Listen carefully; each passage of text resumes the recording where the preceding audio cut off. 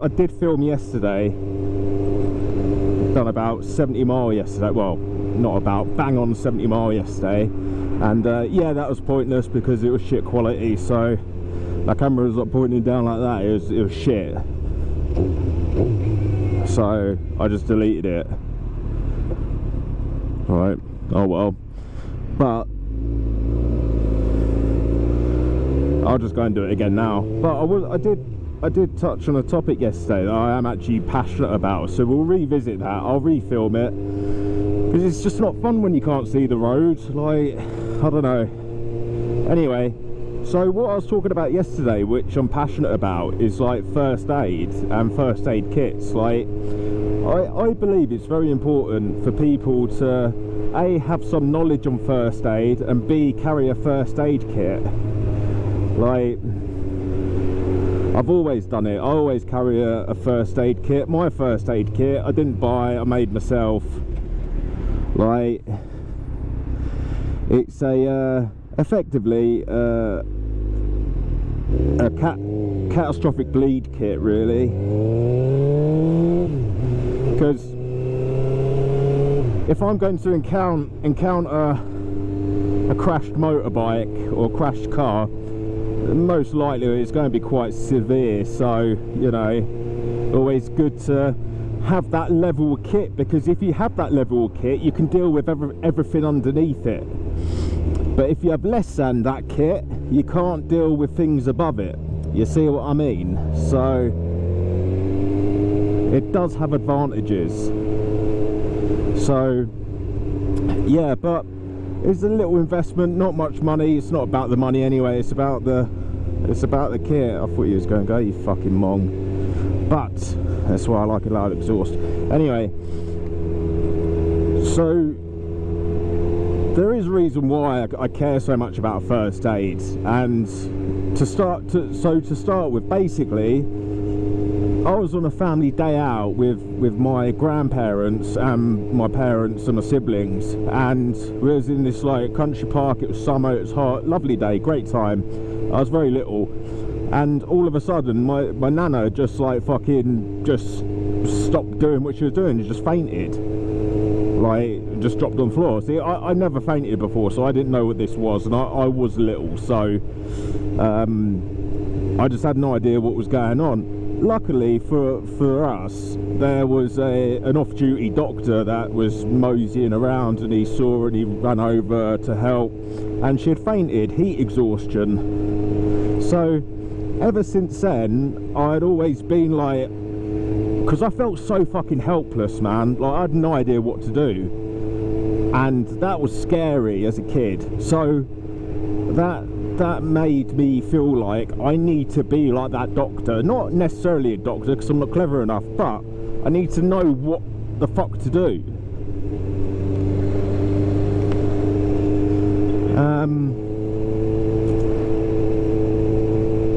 So from then on I was in the cadets and stuff, done first aid there, which was good.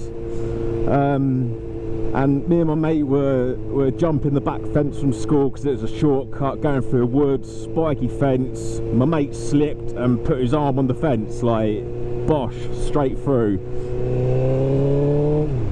on his forearm. So I got him back to my house, patched him up, took him to the doctors, and one of the nurses there was like, "Oh, did you do this?" Like, as in patching them up. And I was like, yeah. She was like, "Wow, this is really, really good." I was like, "Yeah, I know, thanks." And yeah, she was like, "Oh, keep doing what you're doing great, it's fantastic, you know, more kids should be involved in this sort of stuff." And that's true, they should. Anyway, so I went on from cadets, and then I was a lifeguard, which was cool because I got to see a different side to first aid, which is like, you know, drowning victims and injuries like that, and resus and shit, so back injuries, etc. So that was cool. You get to see a different side. Really enjoyed that. But just over the years where I've done different things, like I was a team medic in the army in my section, lifeguard, spinal injury shit, cadets, it it all sort of like comes together. Oh, I've gone the wrong way. I don't want to go this way. We'll link back up where I want to go. Anyway, yeah, so with all my experience and stuff, it's all come together. So I've got quite a broad understanding of first aid, and I know what to do, like in a lot of different situations, which is cool. I like that. I like being around people and knowing that I can look after people. It's sort of like it's comforting. And people that go out on motorbikes and shit like that and do dangerous things, they should always you know, have first aid kits and stuff, because you never know, like you can always be like quite far from help in the middle of nowhere and stuff, you know, so you never know when it's going to be useful. I'm going to spin around here, I think. Just one time, me and my mate that I was in the army with, we was going out for lunch one day up his, and we was just going to get KFC, pulled into the car park. It was like a business park sort of thing, and we noticed this crowd of people sort of like around the back of this car, and so we was like, oh, that's weird, let's see what that's about. And my mate's the same as me, he's always carried a first aid kit. So we went over there and we saw this elderly woman on the floor bleeding like catastrophically from her leg. No one knew what to do, no one was helping her, but luckily me and my brother were there. We took control of the situation, dispersed people, give aid. Ambulance was like an hour and a half. Anyway, so we help clean up, you know, picking up clots of blood and shit and fucking chucking them in a black nasty bag, and you know, getting mop buckets on the floor, cleaning up the car park, helping this manager of this other store, because she was elderly. She was like, I have no idea what to do, and she was ever so grateful. She actually sent us a card to like thank us for helping her out. And we also got a phone call from the hospital, and again thanked us. We got a phone call from the lady's daughter, and yeah, it was told to us that if we hadn't done what we'd done, then she would have died, because she had lost so much blood. So, you know, that was good. My brother got a life-saving accommodation because he was still in the army at the time. I had left the force by then, so obviously I couldn't get a military award. But I don't need a certificate, a piece of paper, and people clapping me to tell me I'm a good person. I know I'm a good person for doing that, you know. You should always help if you can. But it's sort of situations like that that affirm to me that, you know, it's a good thing to do and you should always jump in. Because the way I see it is, if like someone I care about a lot, yeah, had a like first aid emergency, I'd want someone like me there, you know, someone that's had sufficient training, situational awareness, knows what they're doing. I'd want someone like me there to help out, like one of my grandparents or my mum or my dad, or you know, other siblings. Like, of course, why wouldn't you? So it's such a universal thing, because no matter what country you're in, you know, if you see bleeding, stop it, put pressure, like, you know. I'm not going to go into things like, because I'm not going to be accused of giving bad advice and whatnot. I'm just keeping it real simple and talking about my personal experiences that I've had. So yeah, and as well, the other thing is, what you can't teach is keeping calm in emergencies. Like, I can't remember exactly what happened or why or whatnot, but there's an instant with my mum. I was just at the house chilling, summertime, you know, nice weather, was chilling, sunbathing, you know, at the family house, and mum collapsed. I think she had heat stroke or something, not drinking enough water. I can't remember, but afterwards my dad said to me, he goes, you kept so calm. That was unbelievable. and that's just because of my experiences dealing with first aid situations and my training. You know, I know to keep calm and think as logically as possible, because that's going to help the best for the patient. So, and it's difficult when it's someone you really care about, like it's my mum, for fuck's sake. Do you know what I mean? Like, it's difficult, but you got to stay composed, keep professional, and treat everyone like that, really. Like, that's how I see it, because it's like when me and my brother saved that lady's life, I thought, well, that's someone's nana, someone's mother, someone's sister. Do you know what I mean? It's, yeah, it's important, man.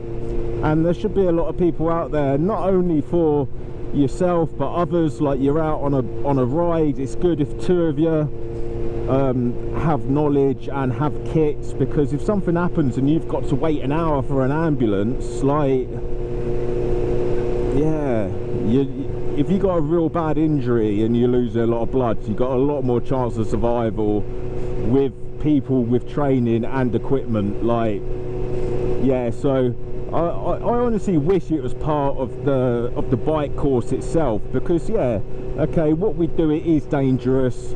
You know, if you come off, there's severe consequences, severe injury, etc. Don't need to bang on about that, because everyone fucking knows it's obvious. But every time we get on the bike, we accept the risks. We're big boys and big girls, and anything in between that, whatever you think, I don't really care.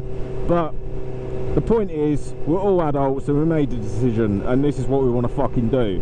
Whether it goes tits up or not, fucking who cares, right? But the most important thing is that you look out for each other. You know, there's this thing in bike culture, like, you know, oh, it's, you know, look out for people, da, da, da, da.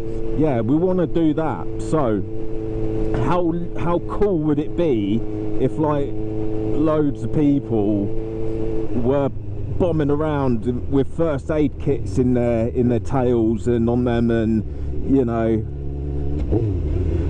how cool would it be that everyone, like, took an initiative to get training and stuff? You know, that would be so cool. But yeah, I wish it was part of the bike license. Like, it don't take long, you don't need to spend loads of money on equipment. It is, yeah, but this is my favourite road. I don't know if it's wet. Back there looked pretty slippery, so I don't really know, but I'm going to fucking fly down here, mate, because I wanna just give myself a bit of room, just in case there's traffic around the corner. Give that a bit of space to fuck off, not to ruin my fun time. So yeah. Oh, number plate.